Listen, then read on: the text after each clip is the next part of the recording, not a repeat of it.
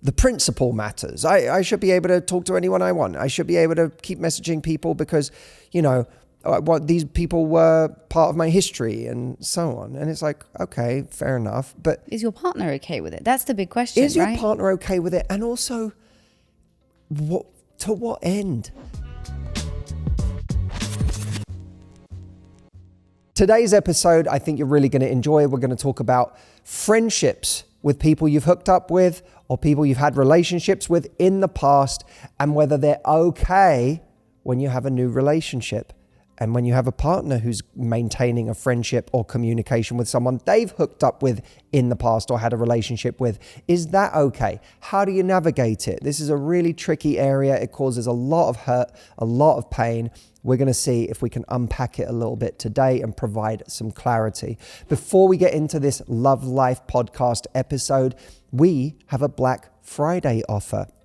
That's pretty great because we never do Black Friday offers. We haven't done one in years. So we are doing one this year because we have the perfect thing to do it on. It is called Matthew AI. If you have not used Matthew AI yet, it is basically like making me your coach 24/7 anytime you need. You can call Matthew AI, you can text, you can ask any question, you can have full conversations about things that you either need practical advice on or emotional support on. And people want it unlimited because once they get started, they're like, this is amazing. I have so many more things to ask. Well, I have good news. If you go to askmh.com, not only can you try Matthew AI for free, but if you decide to join Matthew AI Unlimited, meaning you can have it as much as you want, anytime you want, we have a 50% off offer on your first month. That means that your first month is only $19 for you to use Matthew AI as much as you please. It is an amazing deal. Go check it out at askmh.com. This is just for Black Friday, so take advantage right now. Tricky subject today. Mm-hmm. I really wanted to do this subject after a conversation that I had with a guy who a couple of weeks ago started asking questions on a live. David, you were there. I might need, there you are over there. You were there. And I know that guy's name was JD, I think. Yeah. He asked a question about was it his fiance? It was his fiance. And the basic gist was that his fiance has started up communication again with a guy. And I don't think he spelled out whether this guy started the communication or whether she did. But in any case, it had started up again with a guy that she used to sleep with and has become friends with. And he said, I told her I was okay with it, but I'm feeling not so okay with it now that I think about it. I didn't want to come across as high maintenance or a difficult partner. I didn't want to come across like I was being controlling. And she had mentioned in the past that guys she had dated had a problem with this guy. Which makes him not want to make a fuss of it even more because he doesn't want to come across as crazy. Yeah, when someone says, it's really bothered me in the past when my exes have had a problem with this. You don't want to be the ex that has a problem with it. No, you want to position yourself as someone who's chill. I'm more chill than your exes. I'm not controlling like that. But now you get yourself in a bind because you're like, well, but maybe I do feel a bit weird about that. And now I feel like I can't say anything. And so he was asking this question, like, what do I do? Should I be okay with this? Should I not? Should I say something? And that became the kind of impetus for this episode, because when we go through these situations, they're really quite painful. Yeah. They leave us in these, no one goes into a relationship wanting to see themselves as a controlling person who comes across as insecure. Like, we all want to be the confident person who's like, I've got nothing to worry about. I'm in control. I'm too confident for that stuff. I'm too confident to get jealous about these petty things. That person's not a threat to me. Most of us want to go into a relationship like that. But then these very real situations present themselves. And in fact, later in the week, when I was doing another live, there was a woman who said, my boyfriend, he's once a month going for drinks and appetizers with a female friend. And it makes me uncomfortable and I don't know what to do about it. And a detail she added, which was interesting, is, and I'm never invited, right? So these are just two variations on situations that are actually very, very common. Because look, all of us get into a relationship with someone who has some kind of a past. And at the moment we meet someone, there's often a kind of overlap between their old life and their new life. And that overlap can be innocent. It can be that they are just, they stayed in touch with people while it was okay to do so. It could be that they've stayed in touch with people that have become legitimate friends. It's also possible that some of the overlap is not so innocent, where they stayed in touch with people where there is still very much something in the air, where there was until recently something still happening. And it feels much murkier as to whether that's appropriate or not appropriate. So this is today's subject. I'm hoping that by talking about it, we can help everyone who's going through any kind of a situation like this breathe a little bit of a sigh of relief, know a little bit better what they should do in their situation, and have a bit more clarity. So does your mind go anywhere first when you think about these situations and how to frame this up? To me, when you were telling me the story, I wasn't there when you had that conversation with him. When you were telling me the story just now, I felt like that was a bit of a red flag. First of all, why did the exes all have an issue with this person? Fair enough, maybe just because of the past, but still, there might be a reason. It might be because a relationship made them feel uncomfortable. We don't know. But secondly, the fact that they weren't in each other's lives and now they're back in each other's lives, to me, that's a little bit of a strange thing. It's not like they're best friends in the world. They slept together years ago. They decided to stay really close friends, and they're like, just have this very platonic and very kind of, innocent connection. And so now he comes along and it would be like just a severing of something that really means a lot. Presence in her life until that point. That means a lot to her.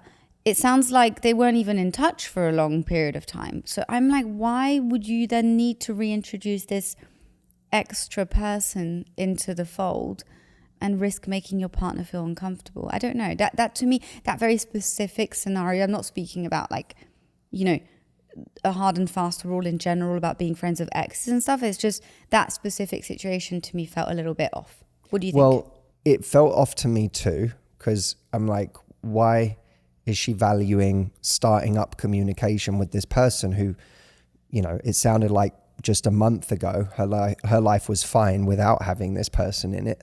Why choose right now to start up communication with this person again? Maybe he reached out first and then she slipped into communication. But I think at some point we have to say, what am I valuing most? Am I valuing the relationship that I'm in? Or am I valuing some connection that I can reunite or rekindle with someone from the past, even if it's just platonic, right? Is it necessary for me to re-engage this friendship? So what do you say to people who would hear that and say, but, I should be free to be friends with whoever I like. I don't want there to be rules around me being able to be friends with other people. Like, if you trust me, what's the big deal with me being friends with this person? It's a great argument and it sounds fine. It sounds reasonable.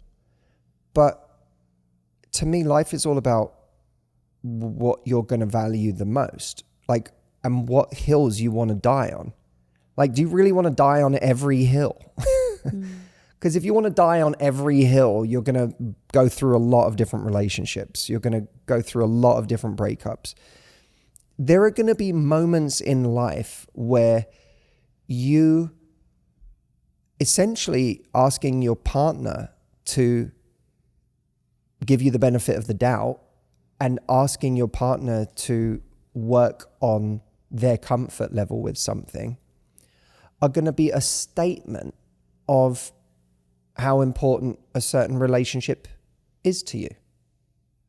And don't you want to save those moments for the times where it actually matters, rather than kind of wanting to die on the hill of starting up a connection again with someone who's not that important to your life?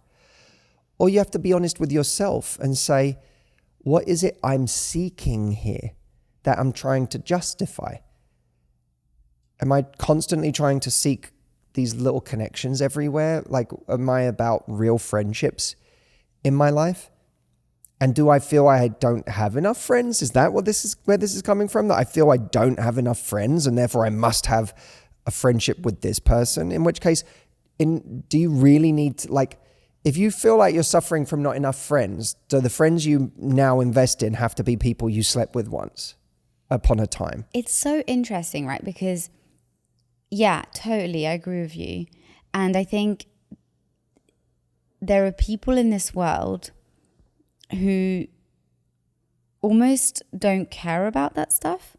You know, like, we have friends who are just very kind of, they're friends with each other's exes or people they've slept with, and there's just no jealousy or feeling of unease anywhere in their relationship, regardless of who comes in and out of it. And then we have other friends where it's very much the opposite, where there's quite a lot of jealousy. So there's kind of a spectrum of different kinds of relationships that, you know, you can observe. I really think it comes down to finding someone that's right for you and that kind of matches the way that, you know, your comfort levels in those situations, because there are plenty of people who would not be comfortable with that. And I don't think that makes them wrong at all. There are plenty of people as well who would feel controlled if they were not able to do that. And as long as their intentions are pure, which is a whole other conversation, that also doesn't make them wrong. But it would make them wrong for each other. Mm-hmm. Very much so. Yeah.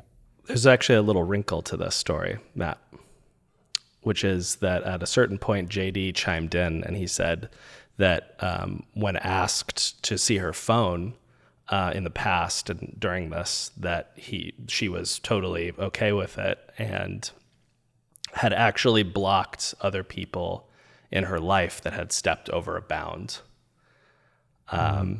which is just kind of interesting. Yeah, she was like quite vocal with him. I do remember this. She was quite vocal with him about being like, anytime there's been anything untoward with anyone in the past where I've sensed that they are trying it on, I have blocked them. See? Like, so from her side, there was a bit of like, when it's not appropriate, I block people, which I won't lie, a little piece of me felt like, why is that happening as often as it is? I had the exact same thought when you said it. You know what I mean? Mm-hmm. Like, why is it that you're having... Why are you replying? Why is there, you know, an abundance of people who feel like they can flirt with you, basically? Yeah, why is this issue cropping up? And is it that in this situation, she's almost got this sort of deniability because he hasn't tried anything yet?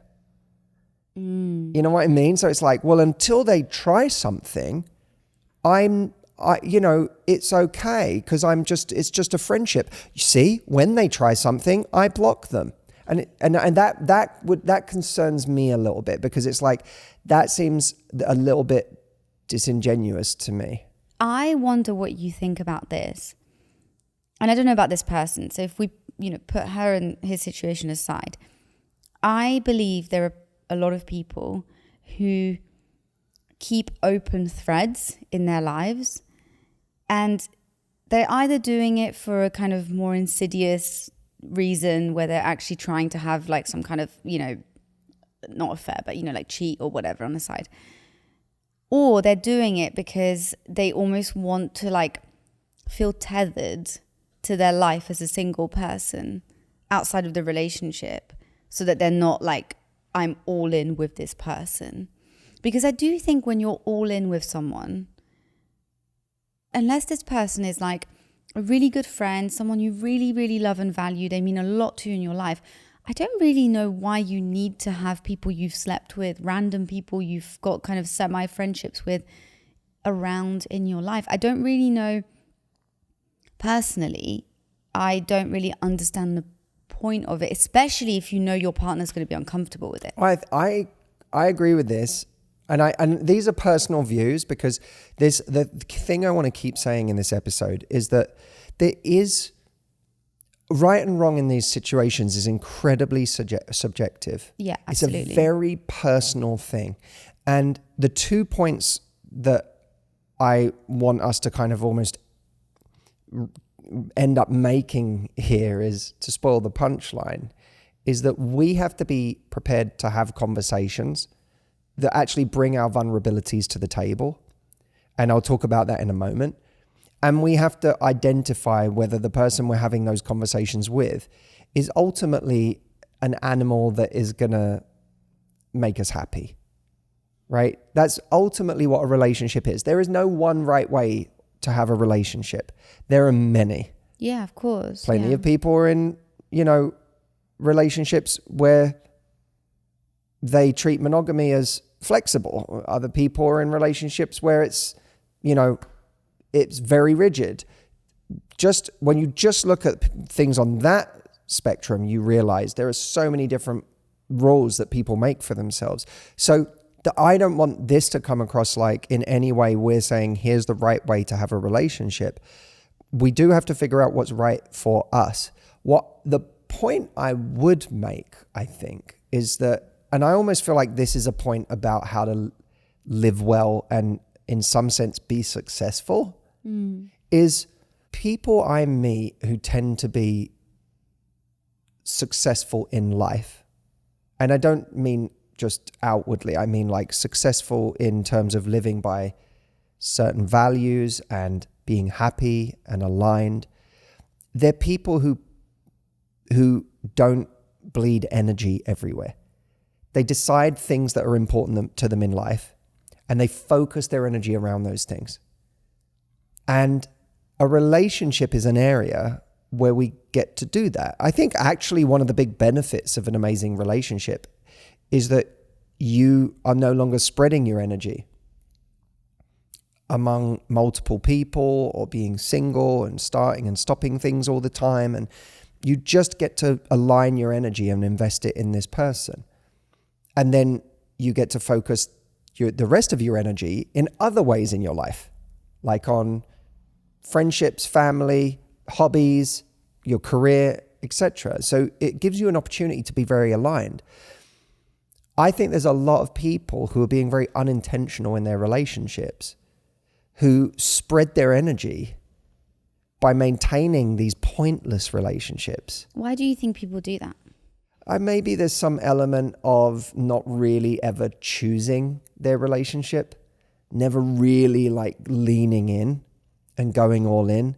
Maybe there's some cheap thrill element to staying in touch with certain people, even though you know nothing's going to happen, but it feels kind of fun to do that.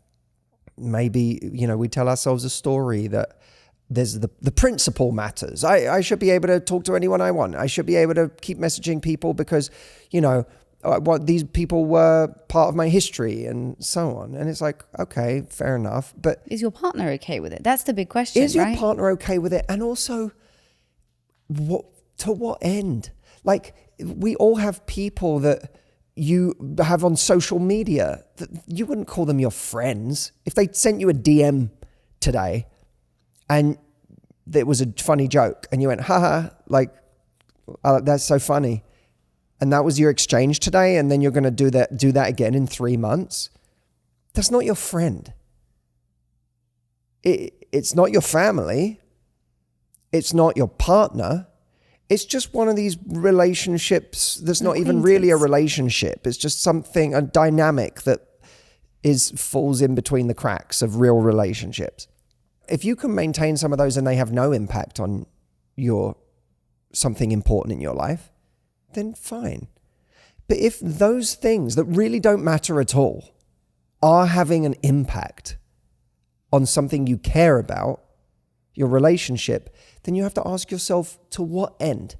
Why am I maintaining these superficial relationships with other people. So I do think we have to decide what actually matters. And I think in JD's case, whatever we may or may not assume about his fiancée, maybe, by the way, there's nothing untoward about what she's doing. Maybe it's perfectly platonic and there's no other agenda or story there. It still matters that JD feels he can vocalize his discomfort, that he doesn't have to feel like he's treading on eggshells for fear of coming across like someone in her past who was controlling. I think it's unfair as well. Sorry to interrupt you, but I think it's unfair for anyone to say, like, this is something my ex has had an issue with. Because then, to the point we made earlier, it puts him in a situation where he feels like he can't voice anything. The conversation really shouldn't be like, oh, my friend who I used to sleep with, who all my exes had this problem with, has messaged me. I'm so happy to be back in touch with him. If you really want to have a relationship with this person, the conversation needs to be, I just want to let you know, I have this friend, we haven't spoken for a while, but he actually means a lot to me. And he's got back in touch and it's actually really nice to be reconnected, but I don't want you to feel weird. And the truth is we did have a thing once upon a time, but there's nothing there. I just want to be completely transparent about it and make sure that that's like, doesn't make you feel uncomfortable. Like, and again, this is a conversation you would have if you know that your partner would be prone to feeling uncomfortable, because there are some people who'd be like, go right ahead, I don't care, you don't even need to tell me. So we're just speaking about those sort of types of people who may actually feel a little bit uncomfortable with it. That's the conversation one should have in that instance, not almost kind of producing your partner. That's the part I think is just a little bit unfair, because then he doesn't feel like he actually has a voice to communicate like how he feels about it. Well, it's kind of an indirect way of telling someone you don't get to have your own feelings about this. Yeah. Which is not a nice thing to do to the person you're with. That's such a good point. Yeah. JD gets to have his own feelings about this. And actually, what's important, this is important from his perspective, because from his perspective, when he communicates with her, what he has to do is a good job of communicating the precise DNA of his feelings, instead of allowing himself just to be lumped into some group of people who have had a problem in the past. So now I'm just part of this, this party that are all of controlling. Your idiot exes. Yeah. No, I get to have my own feelings that are nuanced. And it might be in JD's case. By the way, JD has already proven himself to be a person who does not wish to be a controlling force in her life, because his first reaction was to say, it's okay.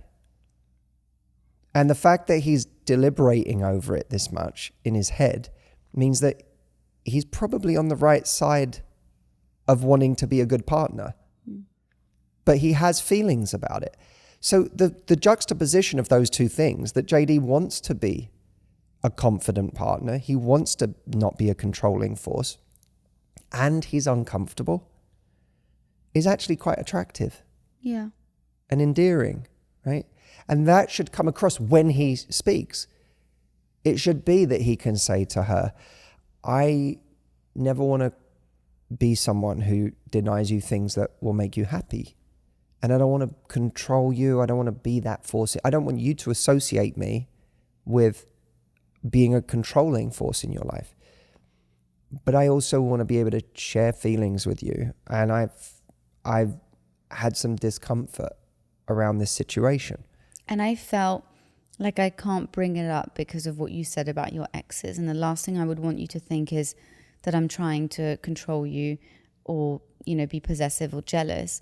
So actually what you said there sort of stopped me from being able to express what I'm expressing to you now. And the reaction of her will tell him a lot about the relationship he's in. Yeah. Because if she shames him for having those feelings, or if she says, oh God, you as well, if that's where she goes, then that would be a further red flag for me if I'm in his position. We actually talked about this last week, I think, but just the concept of teammates in this particular scenario. Can you speak a little bit to that? Well, I think if his intention starts with, I want my partner to be happy, and something they're doing is making me feel uneasy or anxious, right? That's a nice place to start. I want them to be happy, and this is making me uncomfortable. So now I state that to them. Now, if she's being a great teammate to him, she'll hear that and she'll say, God, the last thing in the world I want is for you to be uncomfortable. And, she then has to decide, by the way, how important this thing is to her. Maybe by sharing more, she can make him more comfortable. Or maybe she says to herself, you know what, I don't need to die on this hill. Like, this is not that. And maybe she says to him, look, in a perfect world, would it be nice to stay in touch with this person because they're actually important to me and it's been platonic for a long time and there's nothing there, and, this person's just happens to be part of my history? Yes, but is it more important to me in this case that you're happy and that you feel comfortable? Absolutely. So if you really feel uncomfortable with it, you come first. Now, the irony of a situation like that is that it might even make JD more willing to go, you know what, it doesn't even matter. Yeah. Like, he doesn't have to do that, but it might make him more likely to do it, because sometimes all we need is to know that our feelings come first. Yeah, that we are the priority. Yeah. And it's very hurtful to learn that we're not. Now, he doesn't get to say that about everything all the time, right? Because we all know there are relationships where people are with an extremely controlling partner who denies them access to friendships, to experiences, to plans, to certain outfits, to, to kind of life in a way. And by being with a partner like that, their life contracts and contracts and contracts until it is, barely resembles its former glory before they were in this relationship. And that's a really sad situation when that happens. And it can't, if the partner who keeps shrinking their life to make someone else comfortable is doing so with the view that their feelings come first, that could become a mandate for really impacting your life in ways that are untenable. Which kind of then tells you what you need to know about these two people, right? If I have to continuously shrink my life in ways that make me unhappy, then you might not be the right person for me. But if I never put your feelings first out of principle, because I want to die on every single freedom hill there is, just to prove a point that you shouldn't be able to have a problem with this, then you're going to, miss out on a lot of really great people. Because guess what? If you're out there dating, you're going to come across people with feelings. Not bad people, not people who are trying to control you. You're just going to come across people with feelings. People who get scared. People who have been hurt in the past. People who have been cheated on. People who at some point in their life gave someone grace and it got thrown in their face because they were lied to and manipulated and betrayed. So we also have to make space in life for people. And I think there are situations where we know that everything about this situation is entirely innocent.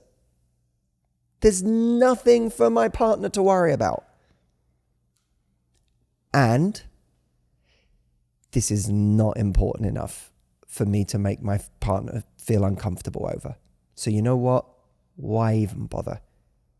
There will be other situations where it happens to be really important to you. And those will be moments where you say Have to enter a negotiation. Yeah, you say to your partner, it really pains me that I would in any way hurt you with this, because it's the last thing I want to do. And I want us to be a team in supporting each other's happiness. And this is one of those moments where this friendship is important to me. And it has been important to me for a long time. And it would mean a lot to me if we could work together on you feeling more comfortable about it. And also, and what you can I things. do? What can I do to make you feel more comfortable about it? Do you want to go? We can go, maybe we go for dinner, the three of us, so you can see that there's nothing there, and you might even get on. Which is the problem with that person, that example of the person who said, my boyfriend goes for drinks and appetizers every month with this woman and it makes me feel funny. One of the reasons it made her feel funny was because she was never invited. Yeah. And he could make his life easier if he was willing to include her. And again, it says something if he's never willing to. Should he have to include her every single time? Not if it's a relationship that she can trust. Not if it's a relationship she's comfortable with. But if he never includes her, then he's making his own life harder if he's trying to prove a point that this is a relationship she doesn't need to worry about. So I have a bonus question I want to ask you. It's a little bit left field, but it's adjacent to this topic. What do you say to the person who, because we'll have a lot of people listening, I suspect, who have partners that go out on the weekend with their friends, go and do things with their boys or their girls and whatever. And they may be feeling insecure, jealous, fearful, anxious when that happens. Even though it's not rational, even though the partner's not doing anything wrong, they're just hanging out with their friends, they're completely trustworthy, and deep down they probably know that, but something about them almost like existing out there doing those things makes them feel uncomfortable. What do you say to those people as a kind of something helpful for somebody who might be going through something like that? I understand that because I've had that feeling in the past. And it's a horrible feeling. No one wants to have the feeling of their partner going out at night and now you can't relax. And your night is ruined by the fact that your partner is out. I do not feel that in our relationship. You can go away for a weekend with the girls and have the best time and go out and do what, basically, honestly, within reason, whatever the hell you want. I don't sit there anxiously worrying about it. Now, I only say that because, firstly, hopefully it can offer some hope to people who right now feel anxious about these situations, but that they can in the future actually feel really safe. Yeah. And not safe because they're with a partner who never does it and who never puts them in that situation, but safe because they actually feel a lot safer in that relationship than maybe they have in the past. And I think to add to that, a crucial part of that feeling of safety, in my opinion, is having agreements with the person that you're with. So yeah, let's talk about that, because I think the safety, in a way, there's two levels to this. The first is that there is clearly a time in dating someone where the safety that they're not going to hurt you is not really an option. Where you don't know this person that well yet. Mm-hmm. Where you don't exactly know how they operate. You may know that you have a great time with them. You may know that there's chemistry. You may know that you want to see them again. You may know that it seems to be going well between you. but you don't truly know their character. So trying to feel safe under those circumstances, or let me put it a different way, trying to derive our safety from the idea that when they go out, they're going to be an angel is really hard in that stage. So our safety at that point in dating has to come from somewhere else. And it has to come from saying to ourselves, my job is not to control this person's behavior, not that I could anyway. My job is to use their behavior to determine whether they are right for me. And if I do that, I don't need to feel unsafe. Because them going out tonight is not a test for me, it's a test for them. I love that. Now you're free. Either they're going to go out and be the person who's loyal, in which case, great, you're on the right track with this person, or they're going to be someone who's not, in which case sooner or later you're going to find out that this person is not the person you thought they were. Your safety comes from realizing that and walking away. Now, here's where I want to hand the ball to you, because there's a point where that switches and your safety starts to come on, it should come on some level from the fact that you actually do trust this person. Speak to us more about what you mean when you say agreements and how they could lead to that stage where we're able to kind of sit back and relax, knowing that we are safe with someone. Yeah, well, what I mean by agreements, I suppose, is when two people come together, they are two people with two sets of feelings, experiences, standards, things they are comfortable and not comfortable with. You know, the whole point of a relationship is hopefully to find someone that you align with as much as possible. But, you know, it's very useful in the beginning of relationships when you do have that commitment and you are saying yes to each other and you're going, you know, let's try and see if we can have a relationship, to communicate with the person in front of you about what you feel comfortable and not comfortable with. And for some people, that's really different, right? Some people might say, I think if you are messaging another woman, even if it's like not flirty, but another woman that you're not friends with, to me, that's cheating. For another person, it might be like, I don't care about that. I feel completely comfortable and don't care that you're messaging other people. Some people might not be okay with you liking pictures of other people on Instagram. Other people might be okay with it. Again, it's a very personal thing, but it's important that we're honest with ourselves around kind of what we need in a relationship to feel happy and to feel safe, and have those conversations. Say, you know, like, when you go out or when I go out, this is what I do. This is how I behave myself. If somebody comes over and chats me up, this is how I would respond. Which is a nice entryway into talking about how they feel about that and how they conduct themselves, because you're really making it about you and the way you conduct yourself. Exactly. And you can't expect someone, by the way, to treat you one way and then you treat them a different way. So, you know, you really are kind of putting your money where your mouth is, and you're sort of, you know, you're holding yourself to that same standard. And I think communicating that early on, sort of, it can prevent miscommunications and sort of like, I suppose, unknowns, right? Because if you have that conversation, you get on the same page and you basically go, we both agree that it wouldn't feel appropriate to do X, to do Y. And we also both agree we're totally okay about this other thing over here. You then have to sort of trust that that's their words. You have to trust that once they've said that to you, okay, we're on the same page. We've made an agreement around what we think is okay, not okay. Now I just send them out into the world and I trust that they're going to respect that and respect the relationship. You can't ever know whether or not they will. Like, you just don't know that. But that's just life. And I think then you just at that point have to trust, and you can kind of relax a little bit and just say, I'm choosing to trust that this person will respect the things that we've discussed. And that's what I mean by agreements.